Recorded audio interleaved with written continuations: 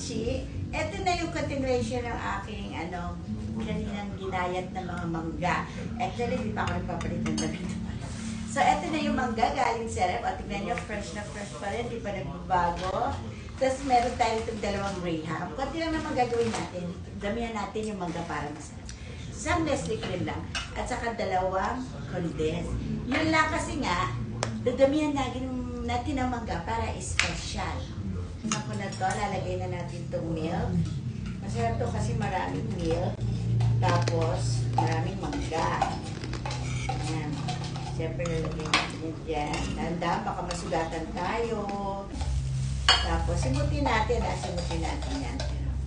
Magmamatay. Tapos, ito sunod na natin itong all-purpose cream. Isa natin sa dalawang side para mabilis ang pagbaksa. Ganyan na. Simple recipe lang to, kaya ito hindi maarte. Simpleng recipe lang. Para makagawa ng kagad tayo ng graham. Halo-halo lang yan. Mix lang yan. Mix lang yan ng ganyan. No? Mix lang hanggang sa maging kompleto na siya ng mixture. Yan. Nilapit ko yung camera para mas malaki. Ayan pala, perfect.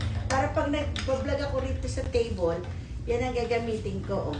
Kitang-kita. Oh. Ano natin kung masarap. Tikman na nga natin. Messy ko talaga. Pero perfect. Masarap. Dahil okay na ang mixture natin, lagyan na natin. Siyempre, first coating, lagyan natin ng konti sa ilalim para medyo hindi naman siya tumikis.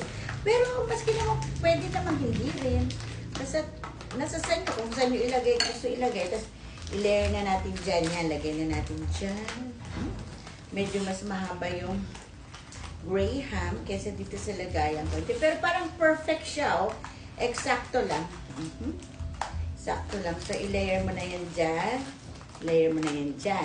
Tapos, lagyan mo ng mangga na. Kasi nga, marami tayong mangga. Kaya, okay na. Naku, ang gamit natin nandun sa outdoor kitchen. Nandun ang mga gamit ko. Kaya, sige, ito na rin ang gamitin natin. Yung kutsarang panghalo, yun na rin. Talo-talo na rin yan. So, yan. Lagyan natin. Sarap. Meron na siya mga. Tapos, lagyan natin uli. Lagyan natin na ano, ang messy ko naman magawa kasi minamadali ko yung camera. Napakitigil nga muna yung camera. Pakitigil mo. Oh, messy man akong gumawa. Pero punong-puno siya ng mango. So, sunod na naman natin yung next layer. Lagyan uli natin yan. Another layer of graham. Swak na swak talaga yan. Itong